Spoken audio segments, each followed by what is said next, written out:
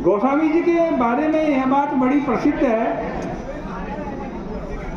कि वे स्त्रियों के तथा शूद्रों के बड़े विरोधी हैं, और इसलिए अक्सर लोग एक चौपाई है उसको बार बार दोहरा देते हैं कि ढोल गवार शूद्र पशु नारी सकल ताड़ना के अधिकारी।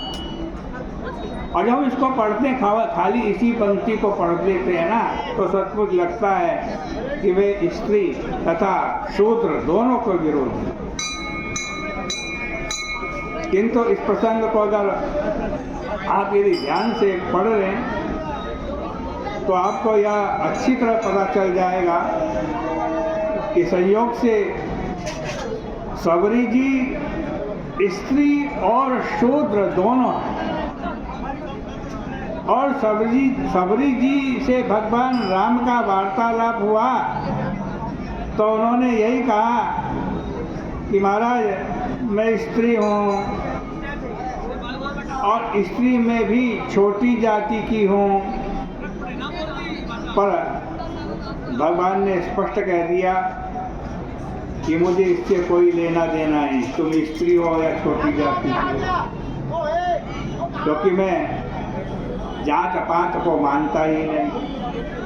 प्रभु का ये वाक्य वहाँ कि जाति पाति कुल धर्म बढ़ाई, धन बल परिजन गुण चतुराई, भगतिहीन नर सोहाहि कैसा, बिनु जल बारिश देखहि जैसा।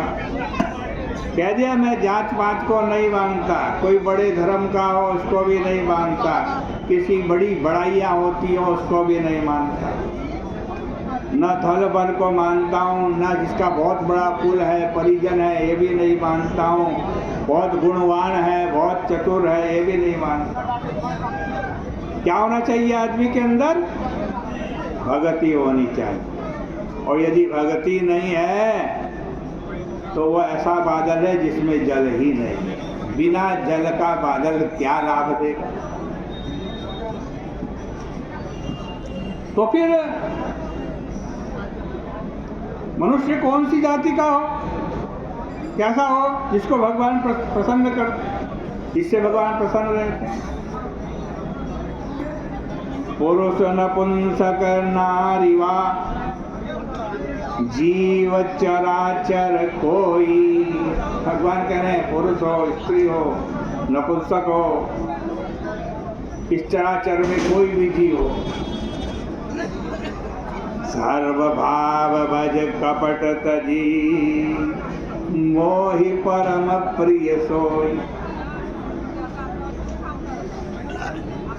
जो सब भाव को सब तरीके से मेरी भक्ति करे और कपट का त्याग कर दे। तो भाई वो जो कहते हैं राम जी बड़े जाति पात वाले हैं, राम जी शूद्र विरोधी हैं, या तुलसीदास जी शूद्र विरोधी हैं, स्त्री विरोधी हैं, ब्राह्मण पक्षपाती हैं, तो भाई आप लोग इसको क्यों नहीं पढ़ते? आप कबंध बनकर ही क्यों पढ़ना चाहते हो? कबंध तो अत्यंत द्वेष युक्त हृदय वाला है। सबरी के लिए तो भगवान के मन में अत्यधिक श्रद्धा है।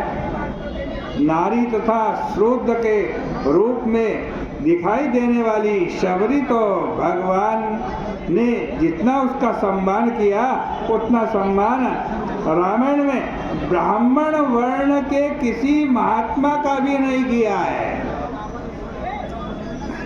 बड़े बड़े महात्माओं के समक्ष भगवान राम ने जिज्ञासा प्रकट की। महर्षि भरद्वाज तथा महर्षि वाल्मीकि से प्रभु ने जिज्ञासा प्रकट की। महर्षि अगस्त्य के सामने भगवान राम ने अपना प्रश्न रखा, लेकिन जब सीता जी खो गई, तो भगवान श्री राम ने सबरी से कहा, क्या कहा कि जनक सुता कई सुधि कहूँ भामिनी, जनक सुता सुधि कहूँ भावनी, जानहि कहूँ जो करि बरगामी। सबरी जी, जनक नंदनी सीता जी खो गई हैं, आप बताइए वो सीता जी पुनः कैसे मिलेंगी। भगवान का अभिप्राय था कि ऐसा पात्र मेरी दृष्टि में सबरी से बढ़कर और कोई नहीं हो सकता जो सीता जी के प्राप्ति का मार्ग मुझे बतला दे। इस प्रकार साधारण सी एक नारी और शुद्ध दिखाई देने वाले पात्र से भगवान श्री राम ने सीता जी की प्राप्ति का उपाय पूछा, और जो आदेश सबरी जी ने दिया, एक स्त्री ने दिया, एक शूद्र ने दिया, जो आदेश भगवान श्री राघवेंद्र ने उसी का पालन किया।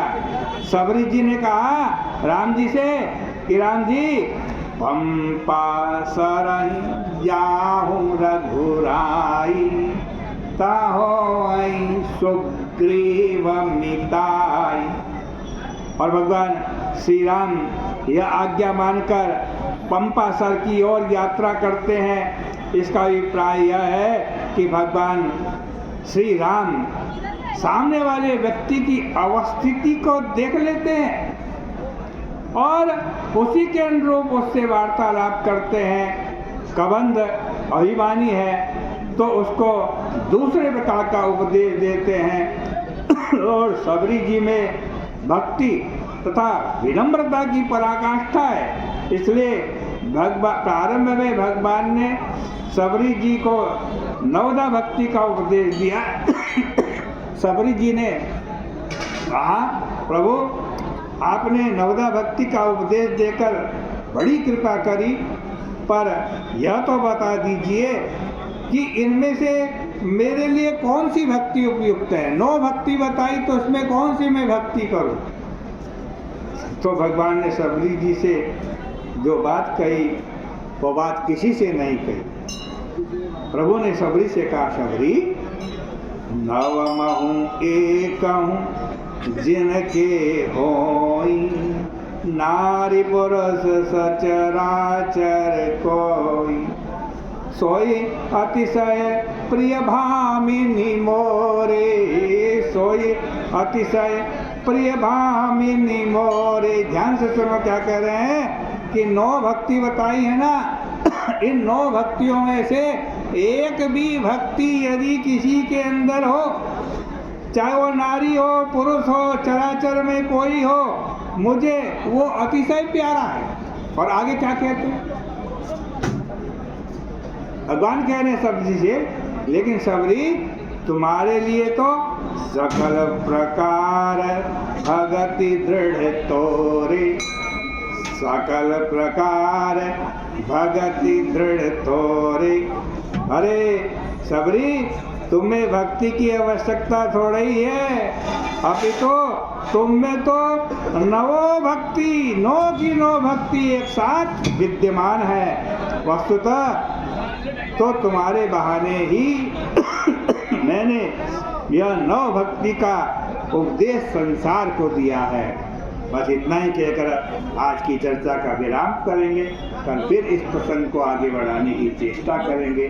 प्रेम से मित्र आरती करो। बोले गंगा मैया।